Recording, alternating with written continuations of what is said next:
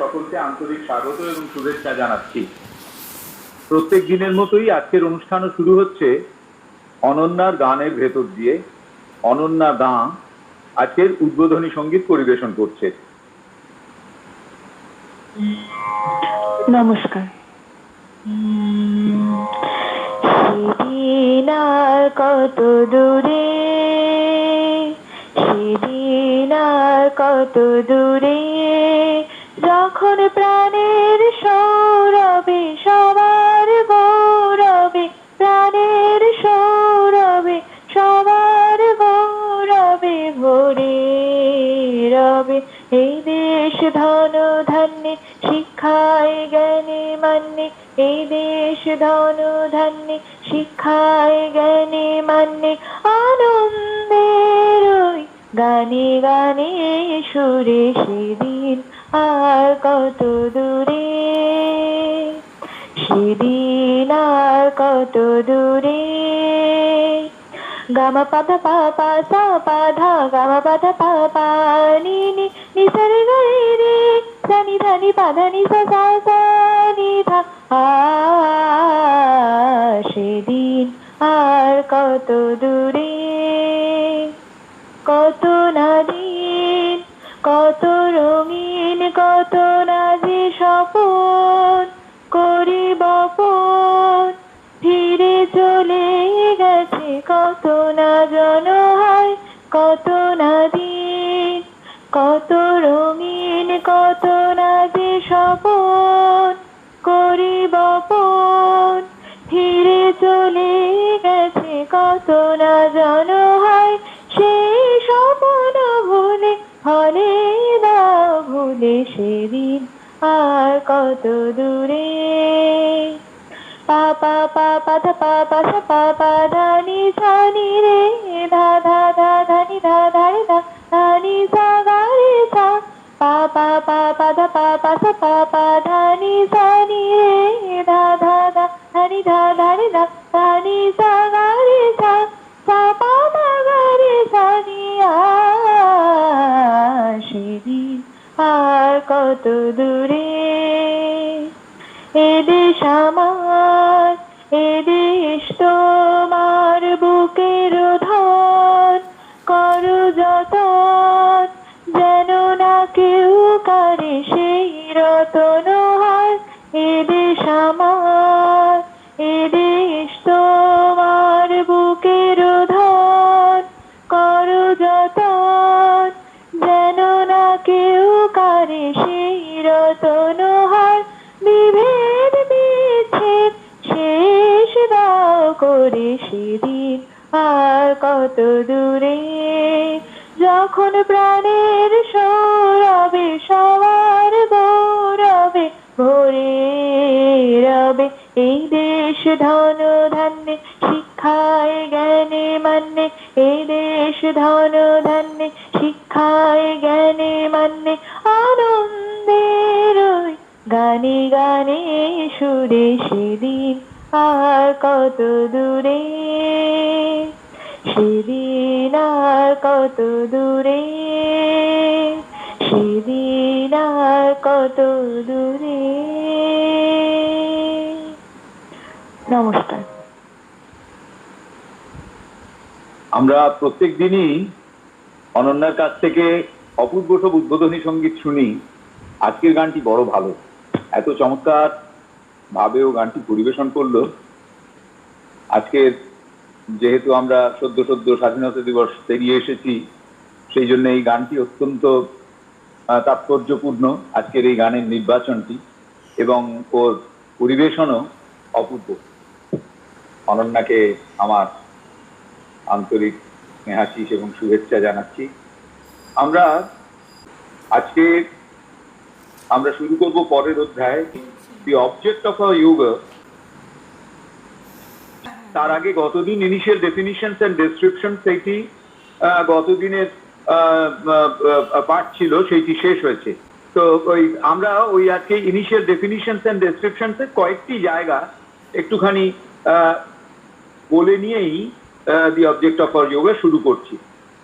Initial ডেফিনিশনস and descriptions এর কয়েকটি জায়গা আজকে আরেকবার বলে নেওয়ার কারণ হলো যে আমরা যত এগোচ্ছি এই বইটির পাঠে যেভাবে এটিকে বিন্যস্ত করা রয়েছে তাতে এই সেকশন 2 হচ্ছে অন যোগা, যোগের ওপরে একেবারে প্রথমে ইনিশিয়াল ডেফিনিশনস এন্ড ডেসক্রিপশনসটা খুব গুরুত্বপূর্ণ, কারণ তার উপরে নির্ভর করে পরবর্তী অধ্যায়ের আলোচনাগুলো চলেছে। তো প্রথমেই শ্রী অরবিন্দ যেটি বলছেন যে আমরা আগেও পেয়েছি যে কতকগুলো স্তম্ভ, কতকগুলো শক্তি যার উপরে এই যোগ সাধনার বিষয়টি দাঁড়িয়ে রয়েছে। আমরা আগের দিনও বলেছিলাম পিওরিটি, লিবার্টি, বিয়েটিটিউড এন্ড পারফেকশন, এই চারটি বিষয়কে উনি ধরেছেন, চারটি বিষয়কে উনি নির্দিষ্ট করেছেন এবং এই চারটি বিষয় পূর্ণ হয়ে উঠছে চারটি শক্তির মতো চার রকমের দিব্য অস্তিত্বের মধ্যে দিয়ে। সেই চার রকমের দিব্য অস্তিত্ব হচ্ছে ট্রান্সেন্ডেন্টাল, ইউনিভার্সাল, লীলাময় এন্ড ইন্ডিভিজুয়াল গড। ট্রান্সেন্ডেন্টাল মানে আমাদের এই পার্থিব পরিপ্রকাশকে উত্তীর্ণ হয়ে গিয়ে যে পরাৎপর জগৎ, সেইখানে ভেতর দিয়ে মানে সেই পরাৎপর জগতের মধ্যে দিয়ে দিব্যের যে পরিপ্রকাশ, সেইটির মধ্যে যে বিশেষ গুণ বা যে বিশেষ শক্তির মূলগত আভাস দেখা যায়, মূলগত প্রকাশ দেখা যায়, সেটি হচ্ছে শুদ্ধতা, পিওরিটি। অর্থাৎ ট্রান্সেন্ডেন্টাল পরাৎপর স্তরে যখন ভগবানের পরিপ্রকাশ, সেখানে মূল বিষয়টি হচ্ছে শুদ্ধতা। দ্বিতীয়, এবার এই ট্রান্সেন্ডেন্টাল থেকে উনি নামছেন ইউনিভার্সালে। ভগবান যখন নিজেকে পরিপ্রকাশিত করছেন, এরপরে উনি নামছেন মহাবৈশ্বিকতার মধ্যে, অর্থাৎ সর্বব্যাপিত্ব তাঁর। সেইখানে যে বিশেষ শক্তির পরিপ্রকাশ সেটি হচ্ছে লিবার্টি বা স্বাধীনতা। যতক্ষণ পর্যন্ত না তিনি সমস্ত রকম ভাবে নিজেকে পরিপ্রকাশ করবার স্বাধীনতার একটা ভাব নিয়ে এই পৃথিবীতে আসছেন, ততক্ষণ পর্যন্ত পৃথিবীর এই অপার বৈচিত্র্যের যে সমৃদ্ধি বা সম্ভার, সেটিতে আমরা পৌঁছতে পারি না।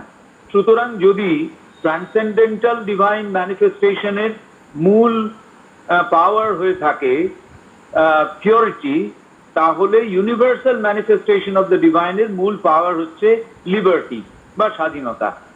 তৃতীয়, এই যে বৈচিত্র্য, যে বৈচিত্র্যময়তার ভেতর দিয়ে জগতের পরিপ্রকাশ, এই বৈচিত্র্যের প্রতিটি উপাদান একে অপরের সঙ্গে অচ্ছেদ্যভাবে যুক্ত। কিসের সাহায্যে? না পারস্পরিক প্রভাব এবং প্রতিপ্রভাবের ভেতর দিয়ে। অর্থাৎ পারস্পরিক একে অপরকে প্রভাবিত করছে এবং অপরের দ্বারা প্রভাবিত হচ্ছে।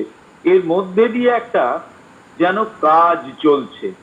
আরেকটু ঠিকঠাক বললে বলা যায়, ভেতর দিয়ে যেন একটা দিব্য লীলা চলছে। অর্থাৎ ভগবান যেন একটা লীলার মধ্যে নেমে পড়েছেন। লীলা বা খেলার মূল বিষয়টি কি?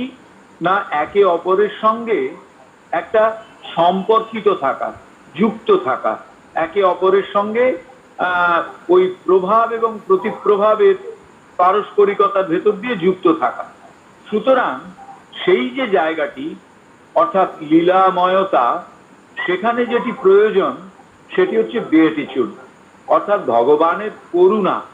এই যে ভগবানের করুণা যখন পরিপ্রকাশিত অস্তিত্বগুলির ভেতর দিয়ে প্রকাশিত হয়, তখন একে অপরের সঙ্গে এই লীলার সংযোগের সংস্পর্শে পরিপ্রকাশের একটা ক্ষেত্র যেন খুঁজে পান। এবং চতুর্থ হচ্ছে ইন্ডিভিজুয়াল, ব্যক্তিগত ভগবান, অর্থাৎ দিব্যের ব্যক্তিগত প্রকাশ। আমাদের প্রত্যেকের অন্তরে একেবারে নিজের মতো করে ভগবানকে আমরা পাই। এই যে অন্তরে পাচ্ছি, নিজের মতো করে পাচ্ছি, অথচ ভগবানকে পাচ্ছি, তার মানে আমার সমস্ত রকম বৈশিষ্ট্য, স্বাতন্ত্র এবং আমার সব রকম নির্দিষ্টতাকে ধরেও আমি ভগবানে পৌঁছব। এই যে বিষয়টি, অর্থাৎ এই যে আমার ভেতরকার একটা অভিপ্সা, সেই অভিপ্সাটি সম্ভব হয় কখন? যখন আমি আমার মধ্যে একটা পারফেকশন নিয়ে আসছি, একটা সংশুদ্ধি নিয়ে আসছি। আমার প্রতিটি কাজে, প্রতিটি আচরণে, প্রতিটি ভাবনায়, প্রতিটি চেতন স্পন্দনে আমরা একটা পারফেকশন বা সংশুদ্ধি নিয়ে আসছি। সুতরাং এই চারটি দিক দিয়ে আমাদের যেন ভগবানের চারটি শক্তিকে আমরা পরিপ্রকাশের ভেতর দিয়ে প্রকাশিত হচ্ছে এমন একটা বোধে পৌঁছই যখন, তখন আমরা আসলে দিব্য যোগপথের সঙ্গে যুক্ত হই। এরপরে তিনি বলছেন যে যিনি আমাদের একেবারে চূড়ান্ত দিব্য প্রকাশ অর্থাৎ পরব্রহ্ম যদি আমরা বলি, সেখানে তিনি বলছেন পরব্রহ্মে পৌঁছে গেলে জ্ঞান আর জ্ঞান থাকে না। সেটি কি হয় না, সেটি একেবারে বলা যেতে পারে অপ্রকাশযোগ্য একত্বে পরিণত হয়। অর্থাৎ তাকে বাইরের দিক থেকে জ্ঞান আর বলা যায় না। যেমন কোনো একটি বিষয় সম্পর্কে আমার জ্ঞান আছে, এইটি নির্দিষ্ট করে অনেকগুলো। এক হচ্ছে যে বিষয়টি সম্পর্কে আমার জ্ঞান অর্থাৎ জ্ঞেয় যেটি, সেটি যার জ্ঞান অর্থাৎ আমি অর্থাৎ জ্ঞাতা তার থেকে আলাদা, এবং যে পদ্ধতির সাহায্যে এই আমার থেকে আলাদা বিষয়টি সম্পর্কে আমি অবহিত হই, সেই পদ্ধতিটি হচ্ছে জ্ঞান। এই যে সাধারণ ভাবে জ্ঞান বলতে আমাদের যে বোধ, সেইটি আমরা যখন একেবারে পরাৎপর চূড়ান্ত দিব্য প্রকাশ পরব্রহ্মে গিয়ে পৌঁছই, তখন সেখানে এইভাবে জ্ঞানের বোধ হয় না। সেখানে কিরকম ভাবে হয়? সেখানে হচ্ছে নলেজ থ্রু আইডেন্টিটি, অর্থাৎ যিনি জ্ঞাতা তিনি জ্ঞেয়র সঙ্গে অচ্ছেদ্যভাবে মিলে গেলেন, তবেই তাকে পুরোপুরি জানা যায়। আমরা যতক্ষণ পর্যন্ত এই পরিপ্রকাশিত জগতের ভেতরকার রিলেটিভিটির মধ্যে থাকি, এই পরিপ্রকাশিত জগতের ভেতরকার যে সাপেক্ষ অবস্থান অর্থাৎ একটির সাপেক্ষে আরেকটির অবস্থান, এই বোধের ভেতরে থাকি, ততক্ষণ পর্যন্ত আমাদের নলেজ বা জ্ঞানের মূল যন্ত্রটি হয়ে দাঁড়ায় আমাদের মন। কিন্তু যখন আমরা ওই চূড়ান্ত স্তরে যাবার কথা ভাবি বা চূড়ান্ত স্তরে এই জ্ঞানের প্রকাশ কিভাবে হয় সেই পদ্ধতিটির কথা জানতে চাই, তখন আমাদের বুঝতে হয় যে ওই সেখানে বিচ্ছিন্নতা নয়, অবিচ্ছিন্নতার মধ্যে দিয়ে আমরা জানতে পারি। বলছেন বাস্তব পক্ষে বস্তুত পক্ষে আমরা নিজেরাই কিন্তু পরব্রহ্ম হয়েই আছি, আগেও ছিলাম, এখনো হয়ে আছি, পরেও থাকব।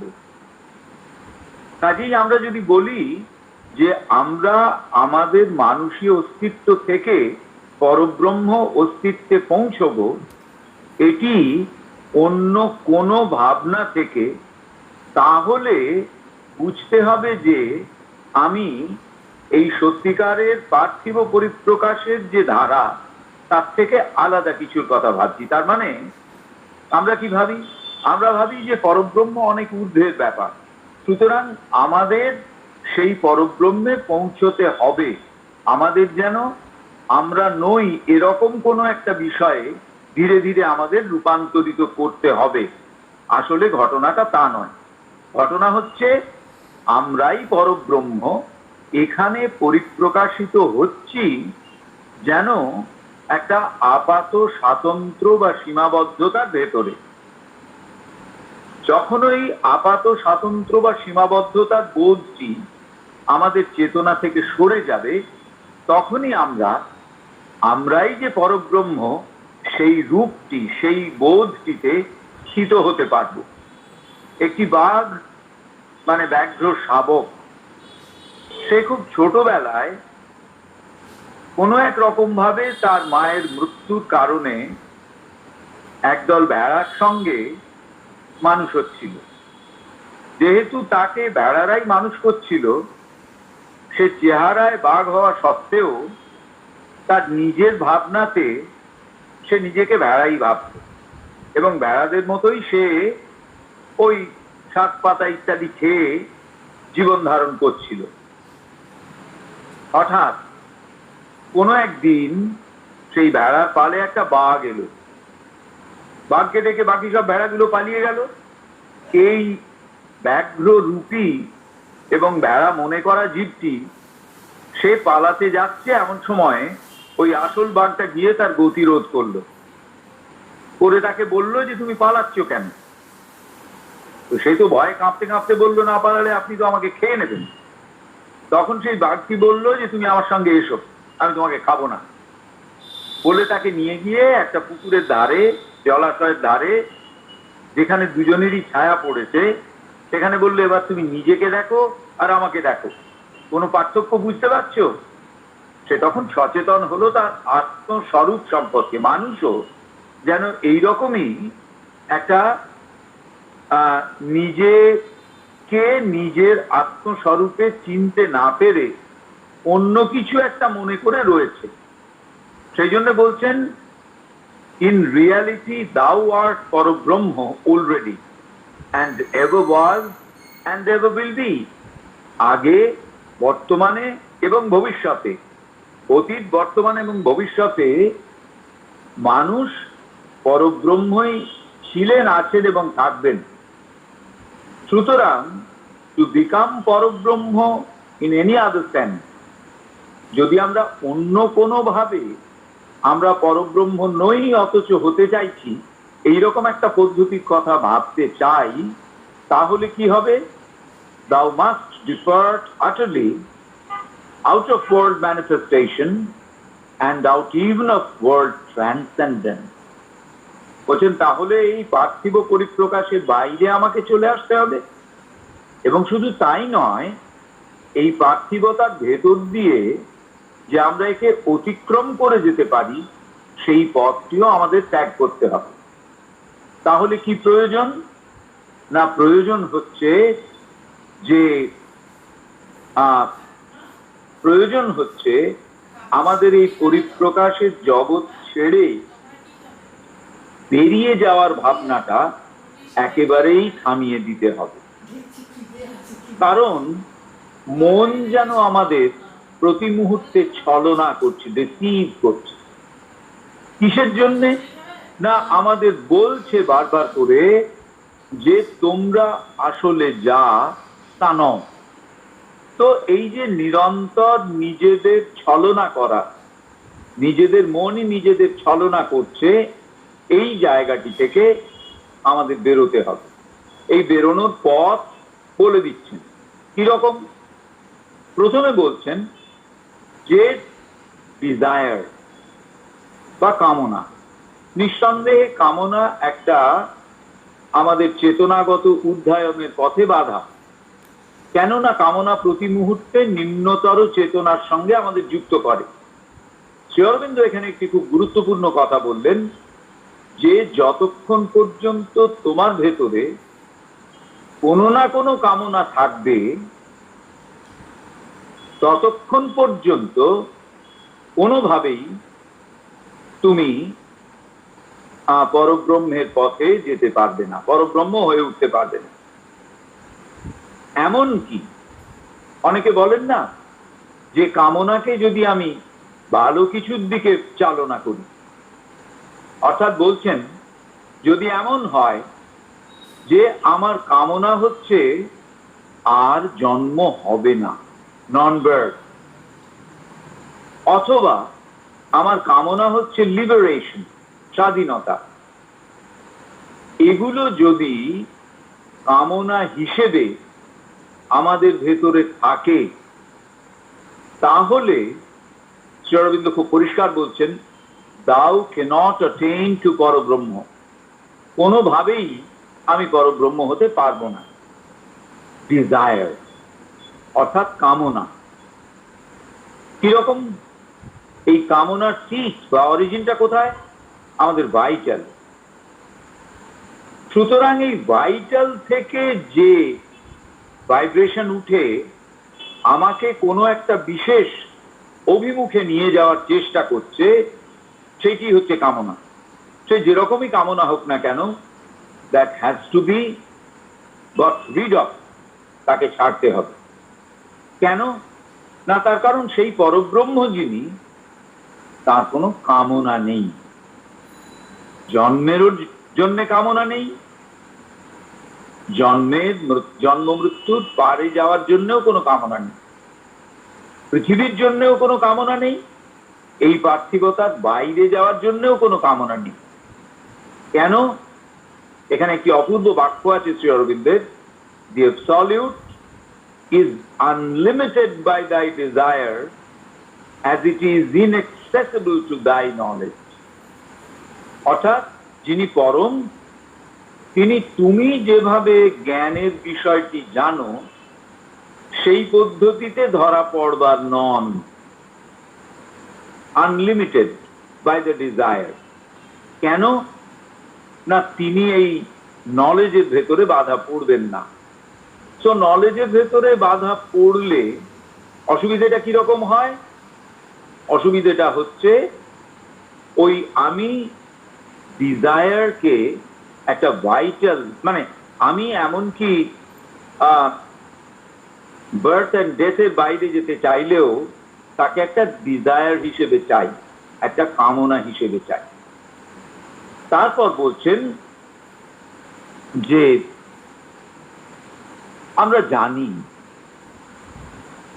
পরব্রহ্ম সম্পর্কে, আমরা জানি। কি জানি? It is in a way in which no other object is and no state in the world. অর্থাৎ আমরা যদি এটা জানতে চাই যে পরব্রহ্ম আছেন, অর্থাৎ যেহেতু সমগ্র পৃথিবী পরব্রহ্মের পরিপ্রকাশ, সুতরাং আমরা বলতেই পারি যে it is, it with capital I, it means Parabrahman, it is. তাহলে এই যে ইট ইজ, তিনি আছেন কিভাবে? আমরা যখন বলি একটা পাহাড় আছে, কি একটি নদী আছে, কি একটি অরণ্য আছে, তার অস্তিত্ব সম্পর্কে আমাদের যে বোধ, পরব্রহ্মের অস্তিত্ব সম্পর্কে ঠিক সেই বোধ রাখলে চলবে না। সেই জন্য শ্রী অরবিন্দ বললেন যে পরব্রহ্ম ইজ, এটা কিভাবে? In a way in which no other object, অন্য যে কোনো বিষয় সেটা যে ভাবনায় আছে বলে আমরা ভাবি, পরব্রহ্ম কিন্তু সেই ভাবনায় তার অস্তিত্বে স্থিত হন না। এবং আরেকটা বিষয় আছে কি, যারই অস্তিত্ব রয়েছে তারই একটা বিশেষ ক্ষেত্র আছে, স্টেট ইন দ্য ওয়ার্ল্ড, পৃথিবীতে তার একটা বিশেষ ক্ষেত্র আছে। আমরা বলছি যে যেভাবে পরব্রহ্ম তার অস্তিত্ব এখানে আমরা উপলব্ধি করতে পারি, সেটি কিন্তু অন্যান্য যেসব অবজেক্ট তাদের মতন নয়। কারণ প্রথম কথা হচ্ছে যে এখানে বললেন in a way in which no object is and no state in the world. অর্থাৎ এই পৃথিবীতে অন্য কোনো অবজেক্ট, অন্য কোনো বিষয় ঠিক সেইভাবে থাকে না। আমরা যখনই কোনো একটি বিষয়কে দেখি, যেমন একটি পাহাড়, একটি নদী, একটি সমুদ্র, তার একটা নির্দিষ্ট রূপ আছে। মানুষ, যা কিছুই আমরা দেখি তার একটা নির্দিষ্ট রূপ আছে, সেই রূপের মধ্যে দিয়ে তার পরিপ্রকাশ। এবং দ্বিতীয় কি? দ্বিতীয় হচ্ছে তিনি একটা নির্দিষ্ট সম্পর্কে সকলের সঙ্গে যুক্ত থাকেন বলে আমরা বুঝে নিই। সুতরাং প্রথম কথা হচ্ছে যে পরব্রহ্মকে সেইভাবে এই পৃথিবীতে রয়েছেন এমনটা বুঝে নেওয়া যায় না। বলছেন because whenever and in whatever direction we go to the farthest limits of soul experience or thought experience or body experience or any essential experience whatsoever, we come to the brink of that and perceive it to be unknowably without any capacity of experiencing about it any further truth whatsoever. দীর্ঘ বাক্যাংশ আমরা একটু একটু করে দেখি। প্রথমে বলছেন কারণ, whenever and in whatever direction, যেদিকেই আমরা যাই না কেন, কিসের কোথা দিয়ে যাব না, লিমিটস অফ সোল এক্সপিরিয়েন্স, অর্থাৎ আমাদের সোল, অন্তরাত্মা, তার একটা অভিজ্ঞতার জগৎ আছে, অথবা থট এক্সপিরিয়েন্স, আমাদের যে চিন্তা, মন, তার একটা অভিজ্ঞতার জগৎ আছে, অর বডি এক্সপিরিয়েন্স, আমাদের যে শরীর, তার একটা অভিজ্ঞতার জগৎ আছে। অর্থাৎ যেভাবে আমরা এই জগতের অভিজ্ঞতাগুলো অর্জন করি, তার প্রত্যেকটা যতদূর সম্ভব চলে যাই না কেন, we come to the brink of that and perceive it to be. যত দূরেই যাই না কেন, আমরা গিয়ে দেখেছি যে সেই অভিজ্ঞতা আসলে পরব্রহ্মেরই একটি দিকের অভিজ্ঞতা। যেমন আমরা যদি একটা বিরাট বিস্তৃত যে বলা যেতে পারে নিসর্গ প্রকৃতির মধ্যে আমরা যখন গিয়ে পড়ি, ধরে নেওয়া যাক আমরা একটি পর্বত শীর্ষে কি পর্বতের কোনো একটি মালভূমিতে পৌঁছেছি এবং সেখান থেকে চারিদিকটা দেখছি, তখন আমরা আমাদের অভিজ্ঞতার একটা সীমা, আমাদের দৃষ্টিজনিত অভিজ্ঞতার একটা সীমার কথা ভাবি। এখন এই যে দৃষ্টিজনিত অভিজ্ঞতার সীমা, তার ভেতর দিয়ে যে রূপগুলো উদ্ভাসিত হলো, সেগুলোকে আমরা যখন একটু গভীরভাবে ভাববার চেষ্টা করি, তখন মনে হয় হ্যাঁ, এগুলো ভগবানই এইভাবে নিজেকে যেন পরিপ্রকাশিত করেছেন। কিন্তু তার মানে কি এই যে যতদূর পর্যন্ত নিসর্গ প্রকৃতির দৃষ্টিসীমার মধ্যে এলো, তার বাইরে আর ভগবানের পরিপ্রকাশ নেই? নিশ্চয়ই আছে, আমরা দেখতে পাচ্ছি না। তাই একই রকম ভাবে ওই নিসর্গ প্রকৃতি আমাদের চিন্তায় যা সব আলোড়ন তুলল, একটা বিভিন্ন রকম চমৎকারিত্বের যে আলোড়ন, বা বলা যেতে পারে রূপের যে আলোড়ন, এইসব যেগুলো তুলল, তারও সীমার কাছে পৌঁছে আমাদের মনে হয় যে ভগবানের এই পরিপ্রকাশ এরও বাইরে রয়েছে। This is not the limit of my experience, be it the soul experience, be it the thought experience, be it the body experience, or any other essential experience. সুতরাং এই যে যেখানেই যেরকম অভিজ্ঞতার ভেতর দিয়েই আমরা পৌঁছই না কেন, আমরা দেখি যে ভগবানের রূপের এক একটি দিক আমাদের কাছে আসছে। এই বিষয়টি বিশেষ ভাবে যেন আমাদের বলে দেয় যে যেভাবে আমরা পার্থিব জগৎকে দেখছি, ঠিক সেইভাবে পরব্রহ্মকে দেখলে হবে না। আমরা এই অধ্যায়ের একেবারে শেষের দিকে যেখানে এসছি, সেইখানে শ্রী অরবিন্দ বলছেন that is the unknown God to whom no altar can be raised and no worship offered. এই যে পরব্রহ্ম, ইনি হচ্ছেন unknown God।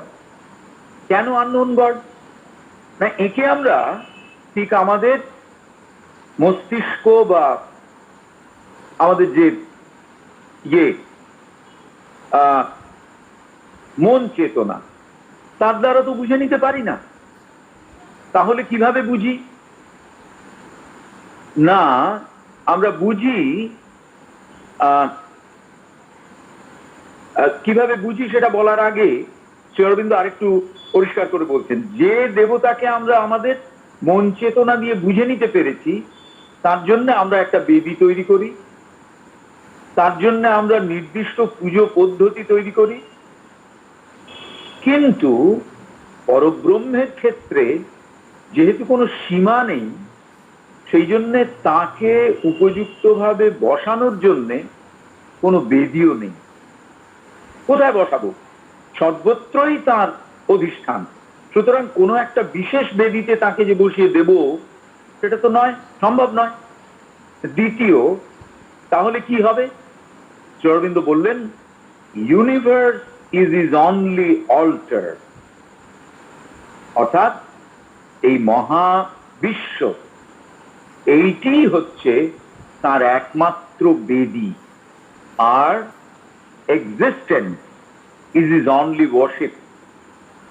তার পূজাটা কি? অস্তিত্ব। তার মানে কি হলো না, যখনই আমরা অস্তিত্বের কোনো কিছু একটার সম্পর্কে অবহিত হচ্ছি বা বিশেষভাবে জানছি, যখনই এটা আমরা জানছি, তখনই কি হচ্ছে? তখনই হচ্ছে যে অস্তিত্বের কোনো কিছু একটা যখনই আমরা জানছি, তখনই আসলে আমরা কি জানছি? আমরা তার ভেতর দিয়ে সেই পরব্রহ্মকেই জানছি। এইটি হচ্ছে তাকে পূজার একমাত্র উপায়। আমরা বলে থাকি যে যত বেশি মাকে আমরা আমাদের দৈনন্দিন অভিজ্ঞতার ভেতরে যুক্ত করতে পারবো, তার মানে কি, যা কিছু আমাদের অভিজ্ঞতার ভেতরে আসছে তার ইসেন্স হিসেবে যে মা রয়েছেন, এই বিষয়টি যত বেশি আমাদের ভেতরে থাকবে। এরপরে একটি চমৎকার কথা বলছেন Shri Aurobindo, that we are feel, think, act, or are but do not feel, do not think, do not act, is for that enough. বলছেন আমরা যে আছি, অনুভব করছি, ভাবছি এবং কাজ করছি, একদম পরপর সাজিয়ে দিলেন। প্রথমে সেন্স অফ এক্সিস্টেন্স, তারপরে the feeling of the sense of existence, তারপরে the thought of the sense of existence, সেটা ট্রান্সলেটেড হচ্ছে অ্যাক্ট, অর্থাৎ কাজে। এই যে পরপর চারটি বিষয়, আমরা আছি, আমরা অনুভব করছি, আমরা ভাবছি এবং আমরা সে অনুসারে কাজ করছি, কিংবা এর উল্টো, অর্থাৎ বুঝতে পারছি না। আমরা আছি কিন্তু আমরা বুঝতে পারছি না আছি বলে, আমরা আছি কিন্তু আমাদের ভেতরে কোনো চিন্তা আসছে না অস্তিত্বগত, অথবা আমরা কাজ করছি কিন্তু ফলে কি হচ্ছে, আমরা কাজও করছি না, ডু নট অ্যাক্ট। এই দুটো অবস্থার কোনোটাই তার পক্ষে আলাদা কিছু নয়, অর্থাৎ দুটোই একই। To that, the saint is equal with the sinner, activity with inactivity, man with mollusk, since all are equally its manifestation. তার কারণ সবই তো তারই। আমরা যে ভাবছি সেটাও যেমন তার বিষয়, আমরা যে ভাবছি না সেটাও তার বিষয়, কাজ করছি সেখানেও তার বিষয়, কাজ করছি না সেটাও তার বিষয়। সুতরাং এই রকম চেতনাতে আমরা যদি পৌঁছতে পারি, তাহলে আমরা সত্যি সত্যি পরব্রহ্ম বা পরাপুরুষকে পেতে পারি।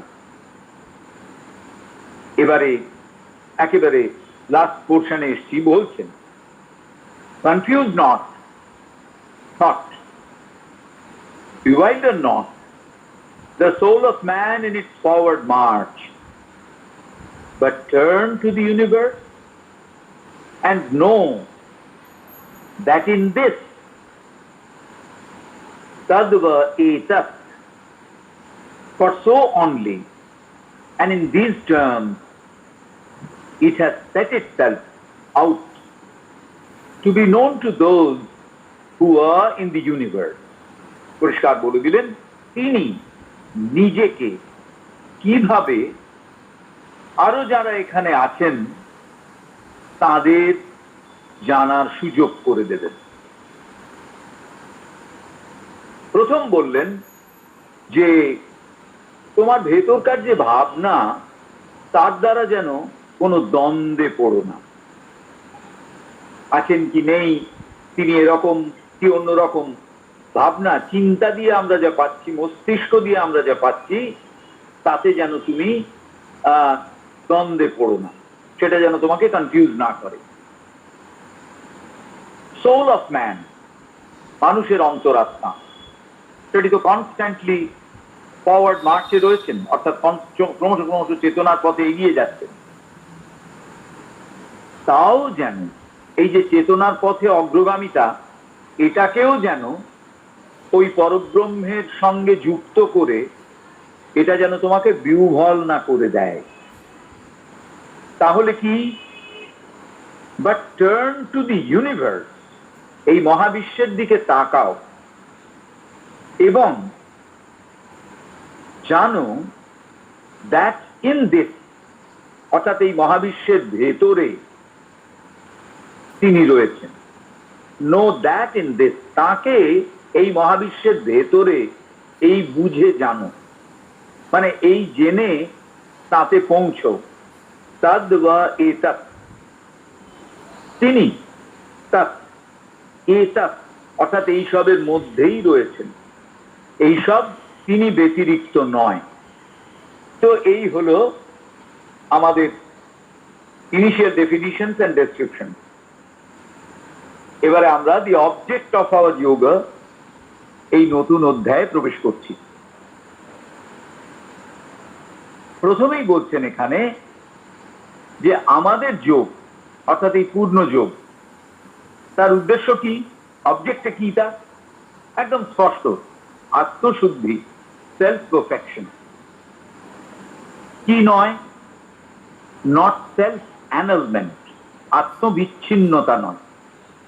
অর্থাৎ আমাদের যে অস্তিত্ব, আমরা যে রয়েছি, I myself, you yourself, he himself, এদের প্রত্যেকের ভেতরে একটু একটু একটু একটু করে সংশুদ্ধি জাগিয়ে তোলা, নিজেই নিজের ভেতরে সংশুদ্ধি জাগিয়ে তুলতে হবে। কেন সংশুদ্ধি জাগিয়ে তুলতে হবে? অশুদ্ধিটা কোথায় আছে না, আমাদের পারসেপশন, উপলব্ধির ভেতরে অশুদ্ধি আছে। কিরকম? যা এতক্ষণ বলা হচ্ছিল, ভগবান এবং পার্থিব বিষয়, এই দুটোর ভেতরের পার্থক্য, এটা একরকম অশুদ্ধি। আর কি না, আমার একটা সুনির্দিষ্টতা রয়েছে, যেটার সঙ্গে আমি যা কিছু ভালো তাকে যুক্ত করব। এই যে আমার সুনির্দিষ্টতা, এটি অন্যের থেকে বিচ্ছিন্ন কিছু একটা, এই ভাবটা হচ্ছে অশুদ্ধি। এর থেকে ক্রমশ আমি আমার অস্তিত্বে একটা সর্বব্যাপিত্ব নিয়ে আসব। তো এটা দুভাবে হতে পারে, এক হচ্ছে নিজের প্রসারণের ভেতর দিয়ে, আর এক হতে পারে যে সেলফ অ্যানালমেন্ট, নিজেকে ক্রমশ বিচ্ছিন্ন করা। অর্থাৎ আমার ভেতরে লোভ আছে, অতএব যে যে বিষয়গুলোয় আমার লোভ, সেই বিষয়গুলো থেকে আমি নিজেকে সরিয়ে আনলুম। That is not the way. কারণ কি, লোভ এই ব্যাপারটা যদি আমার ভেতরে থাকে, তাহলে বিষয়গুলো পরিবর্তিত হতে সময় লাগে না। তাহলে আমাকে কি করতে হবে না, আমার ভেতরে যে লোভ বিষয়টা রয়েছে, সেইটাকে গভীরভাবে পর্যবেক্ষণ করতে হবে। করলে আমরা দেখব কি আছে তার ভেতরে। লোভের মধ্যে প্রাথমিকভাবে রয়েছে একটা আকর্ষণ। মনে করা যাক আমার বিশেষ একটি খাদ্যের প্রতি লোভ আছে, তো তাহলে প্রথম যে বিষয়টি ওই খাদ্যের সঙ্গে আমার সম্পর্ককে তৈরি করছে, সেটি হচ্ছে একটি আকর্ষণ। দ্বিতীয় কোনটা?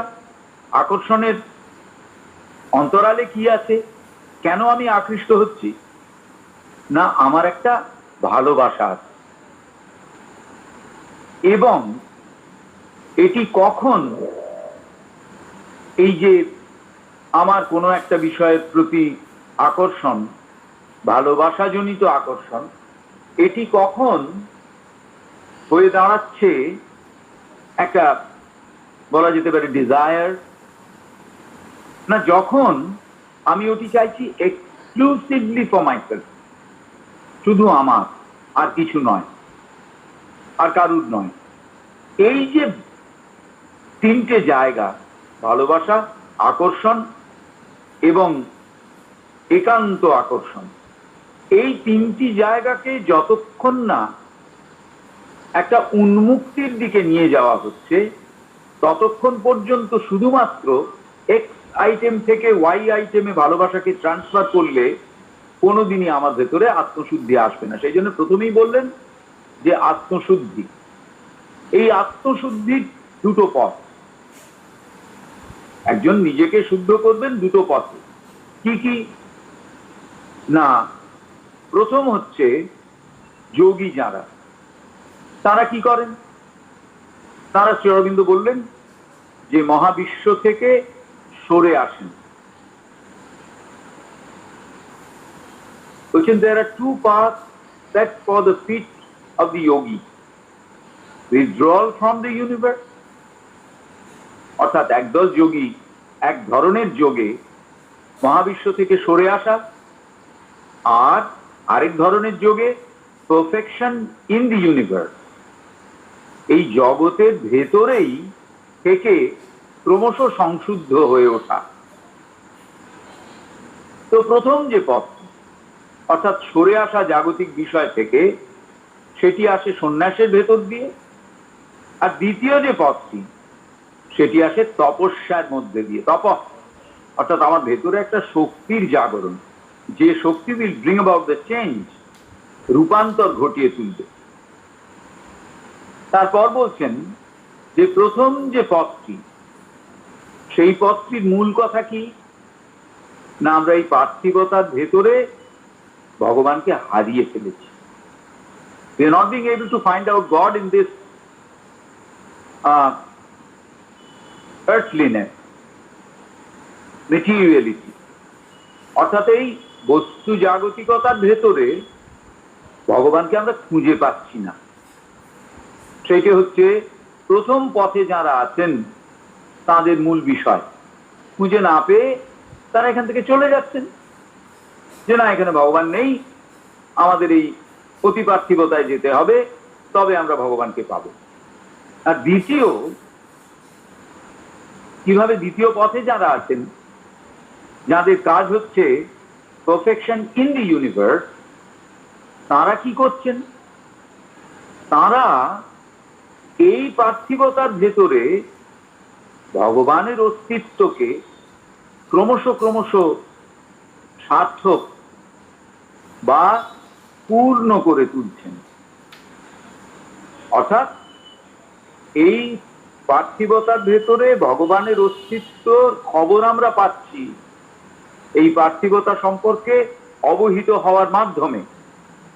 সেই যে বিষয়টি, তার মধ্যে দিয়ে যেন এই সমগ্র পৃথিবীর ভেতরে ভগবানকে আমরা সার্থক বা পূর্ণ করে তুলছি। তারপর বলছেন, let art be the path of perfection, not of abandonment. Let our aim be victory in the battle and not escape from all conflict. অর্থাৎ কিরকম? যে আমরা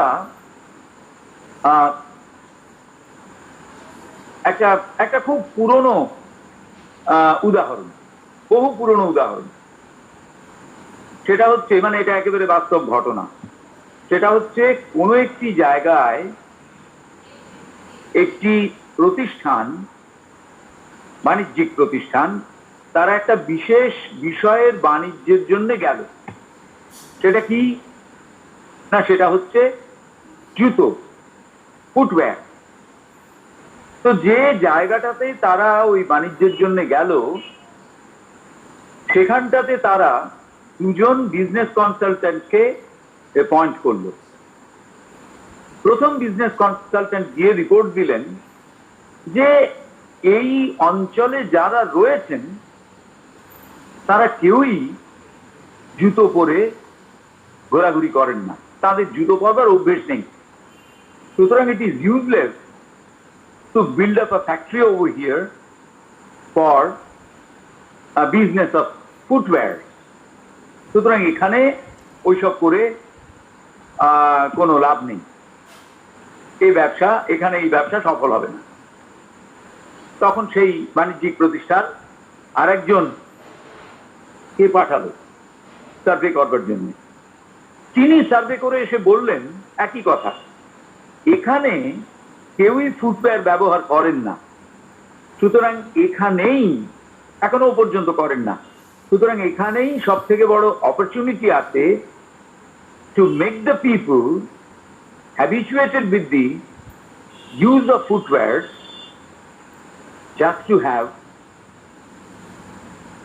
a business in a very great way. অর্থাৎ যেহেতু এখানের মানুষজন জুতো পরেন না, সুতরাং এখানেই সব থেকে সুযোগ যে তাদের জুতোতে অভ্যস্ত করে দিলে তাহলে আমাদের এখানে ব্যবসার একটা বড় স্কোপ আছে। আমরা মোটামুটি অ্যানালজিক্যালি অর্থাৎ প্রতিতুলনাতে এইভাবে বিষয়টি বুঝতে পারি যে একদল লোকের বা যোগীর ধারণা হলো যে এই পার্থিবতার ভেতরে কোথায় ভগবান, সবই তো সব মেটেরিয়াল অবজেক্ট, সুতরাং বাবা এখান থেকে চলো। আর আরেক দল লোকের মনে হলো আরে এখানে যত দেখছি ততই তো দেখছি ভগবানের পার্শিয়াল পরিপ্রকাশটুকু দেখতে পাচ্ছি, সুতরাং let us try so that we may fulfill the existence in God. অর্থাৎ সমস্তটাই ভগবত্তার ভেতরে জারিত করে নিতে পারি যাতে। শ্রীরামকৃষ্ণদেবের একটি অসাধারণ কথা আছে যে সারা পৃথিবী ভগবানের জোরে রয়েছে। আচ্ছা, এইবারে বললেন Buddha and Shankar suppose the world to be radically false and miserable. Buddhadeb এবং শঙ্করাচার্য তারা কি বললেন যে এই পৃথিবী হচ্ছে মিথ্যা এবং অসম্ভব কষ্ট এই পৃথিবীর ভেতরে, অতএব এই পৃথিবী থেকে চলে যেতে হবে। Escape from the world was to them the only wisdom. The only wisdom for them, একমাত্র কাজ হচ্ছে কি পৃথিবী থেকে চলে যাও, সে নির্বাণের মাধ্যমে হোক বা মায়া বলে পৃথিবীকে ত্যাগ করার মাধ্যমে হোক। শ্রী অরবিন্দ বলছেন, but this world is Brahma. The world is God. The world is Satyam. The world is Ananda. প্রথমে বললেন ব্রহ্ম। ব্রহ্ম মানে সর্বব্যাপী একটি দিব্য অস্তিত্ব। দ্য ওয়ার্ল্ড ইজ গড, অর্থাৎ সেই সর্বব্যাপী দিব্য অস্তিত্বের বিভিন্ন স্বতন্ত্র পরিপ্রকাশ দেবতা। দ্য ওয়ার্ল্ড ইজ সত্যম, অর্থাৎ সৎ মানে অস্তিত্ব। The world has eternal existence, শাশ্বত অস্তিত্ব রয়েছে এই পৃথিবী। আর দ্য ওয়ার্ল্ড ইজ আনন্দ, অর্থাৎ এর ভেতর দিয়ে আমরা যদি সত্যি সত্যি ভগবানের পরিপ্রকাশ হিসেবে এর সঙ্গে যুক্ত হই তাহলে কি হবে না, এটি হচ্ছে আনন্দ, এটি আমরা বুঝতে পারব। It is a misreading of the world through mental egoism that it is falsehood, and wrong relation with God in the world is a misery. খুব পরিষ্কার দুটো জায়গা পয়েন্ট আউট করছেন। বলছেন যখন আমরা এই জগৎকে আমাদের মেন্টাল ইগোইজম অর্থাৎ মানসিক অহং চেতনা দিয়ে বিচার করব, মনের ভেতরের যে অহং চেতনা, সীমাবদ্ধতার চেতনা, সেইটি দিয়ে যখন বিচার করব তখন কি বুঝবো? দ্যাট ইজ দ্য ফলসহুড, এই জগৎ হচ্ছে মিথ্যা। কেন মিথ্যা বুঝবো? মেন্টাল ইগোইজম দিয়ে বিচার করতে গেলে মিথ্যা এই কারণে যে কোনো একটা জিনিস এখন আছে, কিছুক্ষণ পরে তা পরিবর্তিত হয়ে যাচ্ছে। তার মানে এমন কোনো বিষয় পৃথিবীতে নেই যার উপরে নির্ভর করা যায়। তো দিস ইজ আ ফলসুড। এই যে যা আছে এবং যা পরিবর্তিত হচ্ছে, এটা হচ্ছে আমাদের মেন্টাল পারসেপশন। আমরা যদি একটু গভীরে গিয়ে দেখি তাহলে আমরা দেখবো নাথিং অ্যাকচুয়ালি চেঞ্জেস, কোনোটাই বদলায় না। কি বদলায় না, তার বাইরের রূপটা। So far as the essence is concerned, it remains the same. সে বিজ্ঞানের ভাষাতেই বলুন, সে দর্শনের ভাষাতেই বলুন, সে আমাদের আধ্যাত্মিকতার ভাবনাতেই বলুন, যেদিক থেকেই আমরা দেখি না কেন, নাথিং চেঞ্জেস। তো তাহলে এটা কি না, প্রথমত হলো এটা মেন্টাল ইগোইজম, আর wrong relation with God in the world, that is the misery. আমাদের কষ্ট এই পৃথিবীতে। কেন কষ্ট না, ভগবানের সঙ্গে আমাদের একটা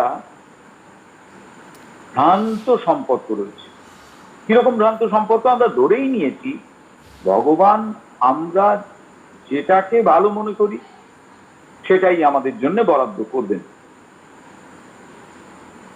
এবং যখনই আমরা দেখি যা আমাদের জন্য বরাদ্দ হচ্ছে তা আমরা যা চেয়েছি, যা ভালো মনে করেছি তা নয়,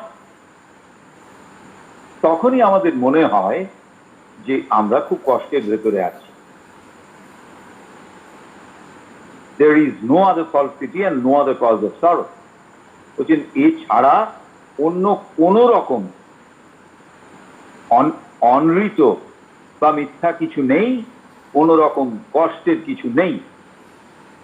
শ্রীঅরবিন্দ বললেন সবটাই হচ্ছে আমাদের মেন্টাল ইগোইজম এক নম্বর, আর দু নম্বর হচ্ছে wrong relation with God in the world. এরপর বলছেন এই সৃষ্টি কি করে হলো। খুব চমৎকার একটি বাক্যাংশ, God created the world in himself through maya. একদম কোন রকম অ্যাম্বিগুইটি নেই। ভগবান এই পৃথিবীকে তৈরি করলেন তার নিজের মধ্যে। কিসের সাহায্যে? মায়ার সাহায্যে। কি এই মায়া? আমরা যদি বেদের অর্থটি মায়ার জানতে চেষ্টা করি তাহলে দেখব অর্থ কিন্তু ইলিউশন নয়, অর্থাৎ অর্থ কিন্তু ম্যাজিক্যাল কিছু একটা নয়। তাহলে কি? It is wisdom, knowledge, capacity, wide extension in consciousness. চারটি কথা। What is Maya according to the Vedas? বেদের ডেফিনিশন হিসেবে মায়াকে আমরা কিভাবে দেখি? প্রথমত এটা হচ্ছে প্রজ্ঞা, দ্বিতীয়ত এটি হচ্ছে নলেজ, জ্ঞান, তৃতীয়ত এটি হচ্ছে ক্যাপাসিটি, পারঙ্গমতা, এবং চতুর্থত ওয়াইড এক্সটেনশন ইন কনসিয়াসনেস, চেতনার মধ্যে একটা বিরাট প্রসার। যে কারণে কি বলা হয়েছে? প্রজ্ঞা প্রাশ্রিতা পুরাণী, প্রজ্ঞা প্রাশ্রিতা পুরাণী। এটি একটি শ্রীমদ্ ভগবদ গীতা শ্লোক, যেটি একটুখানি পড়ে আমরা আমাদের আজকের আলোচনা শেষ করব।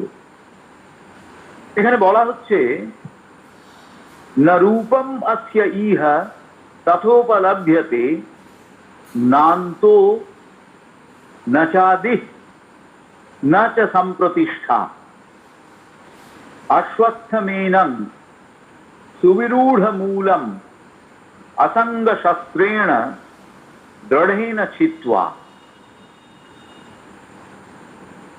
ततः तत्पदं परिमार्गितव्यं यस्मिन्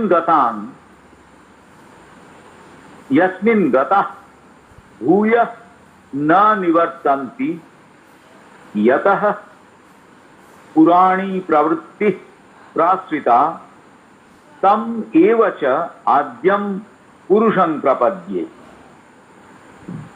অর্থ কি হলো? বলছেন এখানে, অর্থাৎ এই পার্থিবতার ভেতরে এর রূপ উপলব্ধি করা যায় না। ভগবানের রূপ এই পার্থিবতার ভেতরে পূর্ণভাবে উপলব্ধি করা যায় না। সেই জন্যে অন্ত নয়, আদি নয়, এমনকি বর্তমান অর্থাৎ এই যে প্রতিষ্ঠা সেটিও নয়, অস্তিত্বও নয়। এই অতিবর্ধিত মূল অশ্বত্থকে,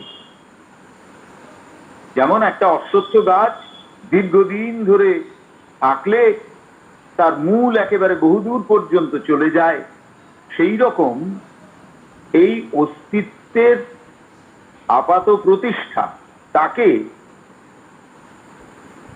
কি করতে হবে না, দৃঢ়েন চিত্বা,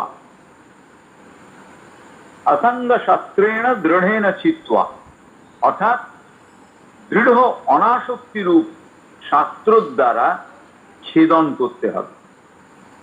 এটা হলো প্রথম কথা।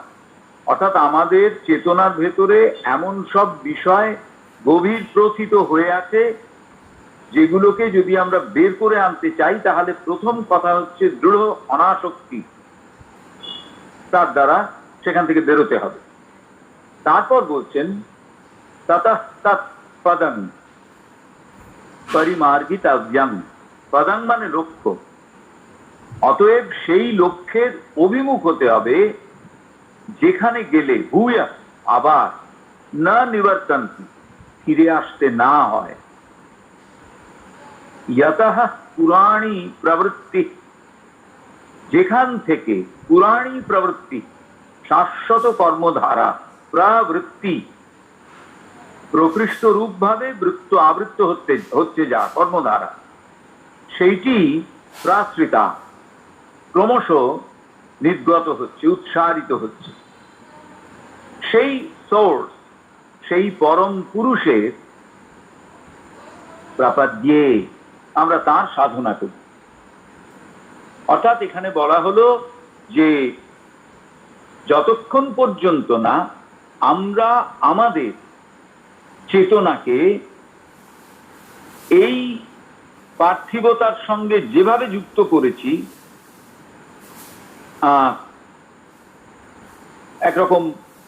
একরকম ইগোইস্টিক আকর্ষণের সাহায্যে সেখান থেকে যতক্ষণ না বেরিয়ে আসতে পারবো এবং যতক্ষণ না আমরা যেখান থেকে নিরন্তর এই কর্মধারা উৎসারিত হচ্ছে সেই উৎসমুখে পৌঁছতে পারবো, ততক্ষণ পর্যন্ত আমরা কখনোই প্রকৃত অর্থে এই পৃথিবীর ভেতরে দিব্যকে, ভগবানকে খুঁজে পাব না। এই পর্যন্ত আমরা আজকে এইখানে আমরা আজকে থামছি, কারণ এর পরের যে অংশ এখানে যেমন আমরা বললুম যে কোন জিনিসটা আমাদের বাদ দিতে হবে, এবারে হচ্ছে ঠিক কোনটাকে আমরা সৃষ্টি বলবো। কাজে এই বিষয়টি আমরা পরের সপ্তাহে শুরু করব। সঙ্গে যারা রয়েছেন তাদের সকলকে আন্তরিক ধন্যবাদ এবং কৃতজ্ঞতা জানাচ্ছি। যদি কারোর কোনো প্রশ্ন বা সংযোজন থাকে তাহলে করতে পারে। দাদা একটু শুধু জানতে চাইছি, প্রজ্ঞা প্রাশ্রিতা পুরাণে এর জন্য গীতার থেকে যে রেফারেন্সটা আপনি বললেন তার যদি অধ্যায় সংখ্যা এবং সম্ভব হলে যদি একটু শ্লোকের দিশাটা দিয়ে দেন। হ্যাঁ, এটা হচ্ছে মানে 15 অধ্যায়ের, এটি হলো একাধিক শ্লোক আছে এখানে, দুটি শ্লোক রয়েছে। আমি বলে দিচ্ছি 4 আর 5 যত মনে হচ্ছে, আমি খালি দেখে নিয়ে বলে দিই আপনাকে। হ্যাঁ ঠিক আছে। এটা হচ্ছে 4, 3 এবং 4, 15 অধ্যায় 3 এবং 4। দাদা অনেক কৃতজ্ঞতা আর নমস্কার। হ্যাঁ ঠিক আছে, ঠিক আছে। আজকে তবে আমরা এখানেই শেষ করছি। সকলকে আরেকবার ধন্যবাদ এবং কৃতজ্ঞতা জানাচ্ছি। পরের সোমবারে আমরা আবার যথারীতি মিলিত হবে। দাদা আমি একটু একটা পরের বলবো? শনিবার, পরের শনিবার। হ্যাঁ বলুন বলুন। বলছি যে এই যে পরিস্থিতি বর্তমানে, তো এক্ষেত্রে হ্যাঁ। এই আমি মানে সেইটা মেলাতে পারি না যে আপনি বলছেন না যে ছবি, শিরোমন্দ যেটা বলেছেন না, সচ্চিদানন্দ, সৎ আনন্দ, জগৎটা আনন্দময়, সব এই যে কিন্তু এই যে বর্তমান পরিস্থিতিতে এটা হ্যাঁ, অর্থাৎ যে পরিস্থিতির ভেতর দিয়ে আমরা চলছি, এই পরিস্থিতিকে আমরা যখন বাইরের দিক থেকে দেখছি বা যেভাবে আমাদের কাছে আসছে, তাতে মনে হচ্ছে না বিষয়টি আনন্দময়। এখানে এখানে এই যে আমাদের দেখাটা না, এই দেখাটা একটু হয় কি, আমরা যখন যে কোনো একটা জিনিসকে যখন বিচার বিশ্লেষণ করি, তখন যে চেতনাগত স্তরে বিষয়টি ঘটছে, সেই চেতনাগত স্তর থেকেই ব্যাপারটি সম্পর্কে আমরা ভাবতে চেষ্টা করি। যেমন আমরা যদি একেবারে একটা মনে করুন আমার সামনে একটা বিরাট বড় পাঁচিল রয়েছে, এই পাঁচিলটার খুব কাছে আমরা যখন দাঁড়াই, তখন আমাদের মনে হয় যে সত্যি সত্যি এই পাঁচিলটা একটা বাধা এবং একে আমরা কিছুতেই অতিক্রম করে যেতে পারবো না। সুতরাং আমরা যেন বন্দী হয়ে রয়েছি। আমি একটা কল্পিত এর কথা বলছি, বন্দী হয়ে রয়েছি। তো এই অবস্থাটা যতক্ষণ আমাদের কাছে থাকে, ততক্ষণ পর্যন্ত পরিস্থিতিটা ভীষণ কঠিন এবং একটা একটা ভীষণ রকম মানসিকভাবে আমাদের পর্যুদস্ত করে দেওয়ার মতো। কিন্তু আমরা যখন ওই সামনের বাধাটা থেকে অনেকটা দূরে সরে যাই, তখন ধীরে ধীরে আমাদের ভেতরে একটা জিনিস কাজ করে যে আচ্ছা, এইটাকে আমাকে যদি অতিক্রম করতে হয় তাহলে কিভাবে করতে হবে। তখন আমরা যেন দেখতে পাই যে ওর ভেতরে কতগুলো জায়গা আছে যেগুলো দিয়ে আমরা ওটাকে অতিক্রম করে যেতে পারি। এই যখন আমরা ওটাকে অতিক্রম করে গেলাম, ওপারে গিয়ে আমরা হয়তো আরেকটা নতুন সম্ভাবনাপূর্ণতার ভেতর পড়ছি। তখন আমাদের ভেতরে সত্যি সত্যি মনে হয় যে ওই বাধাটা যদি না থাকতো তাহলে ওটাকে অতিক্রম করা, এবং ওই আমাদের কষ্টটা যদি না থাকতো তাহলে ওটাকে আমরা অতিক্রম করতে পারতুম না। তো এখানেও তাই, এই মুহূর্তে আমরা যে অসুবিধাটার ভেতরে পড়েছি, এবং ধরুন আজকে না হয় কলকাতায় একটা বিশেষ ঘটনা ঘটেছে যেটা আমাদের ভয়ঙ্কর ভাবে এইরকম একটা কঠিন পরিস্থিতির কথা মনে করিয়ে দিচ্ছে। তার একটু আগে যখন বাংলাদেশে ঘটনা ঘটছিল, তখন আমাদের ভেতরে খারাপ লাগার ব্যাপারটা ছিল, কিন্তু এই পরিস্থিতিটার মতন এতটা জোরালো ভাবে ছিল না। আবার যখন তার আগে আমাদের পাকিস্তান এবং আফগানিস্তানে সেই ভয়ঙ্কর রকম একটা অভ্যুত্থান হলো, অরাজকতা চলছিল, তার আগে শ্রীলঙ্কাতে, এই প্রত্যেকটা কিন্তু সেই জায়গার ক্ষেত্রে যতটা জোরালো, আমাদের ক্ষেত্রে ততটা জোরালো নয়। এবং এগুলোর এই যে পরিস্থিতিটার ভেতরে থাকা, শিকার হয়ে পড়া, বা এই সব কিছুর ভেতরে একটা যেন আমাদের নিজেদের ভাবনার বা চেতনার সীমাবদ্ধতা কাজ করে। সুতরাং এগুলো যেন এক একটা অপরচুনিটি, পরবর্তীকালে আমরা বুঝতে পারবো যেখান থেকে আমরা অতিক্রম করে আরেকটা নতুন জায়গায় হয়তো পৌঁছানো যাবে। তো যারা এর ভেতরটা থেকে দেখতে চেষ্টা করছেন, তাদের ক্ষেত্রে এইটা যেন একটা ক্রান্তির ব্যাপার বলে ভেতরে একটা একটা যেন যেটাকে বলছেন যে আনন্দময়। আনন্দময় মানে তার মানে এই অবস্থাটা শেষ হয়ে নতুন কিছু একটা আসছে, এই রকম আর কি, এইরকম কিছু একটা। তো এইটা হচ্ছে ওই দিক থেকে ভাবতে গেলে তবে আমরা এর ভেতরটা বুঝতে পারি। যতক্ষণ পর্যন্ত আমরা ওই জিনিসগুলোকে নিয়েই বারবার আলোচনা করব, ততক্ষণ পর্যন্ত এর থেকে বেরিয়ে আসার রাস্তাটা পাওয়া যাবে না। কিংবা বলা যায় যে আমরা বোধহয় কোনোভাবে ওই ব্যাপারটার ভয়ঙ্করতা থেকে বেরিয়ে আসবার জন্যে বারবার করে বলছি এটা খুব খারাপ, এটা খুব খারাপ, এটা খুব খারাপ, বা এই যে বিভিন্ন মিছিল হচ্ছে, নানান কিছু হচ্ছে, এর মধ্যে দিয়ে একটা একটা যেন মনে হচ্ছে যে ব্যাপারটা ভয়ঙ্করতা থেকে আমরা খানিকটা নিজেদের মতন করে বেরিয়ে আসবার চেষ্টা করছি। আমরা কি এরকম ভাবছি যে আমাদের ভাবনার মধ্যে কোথাও যে জিনিসগুলোকে আমরা অন্যায় বলে মনে করছি তার বীজটা লুকিয়ে আছে? মা যেটা বলেছিলেন, let us search for that and try to eradicate that thing. এই ভাবনাগুলো আর কি, এইগুলো যদি আমরা ভাবি তাহলে হয়তো এর থেকে বেরিয়ে আসবার খানিকটা, তখন হয়তো বোঝা যাবে যে এটা আনন্দময় কিছু একটা। শ্রী শ্রী মা সারদা দেবী একবার তার বাপের বাড়িতে, জয়রামবাটিতে সম্ভব ঝগড়া হচ্ছে পরিবারের ভেতরে।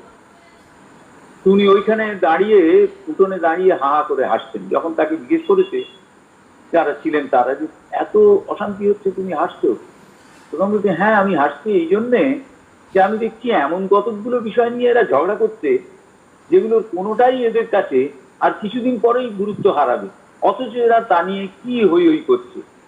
এইটা হচ্ছে আর কি কোনো কোনো ভাবে আমাদের কাছে ওই রকম আলোগুলো এনে দেন এরা। এই আচ্ছা, থ্যাংক ইউ।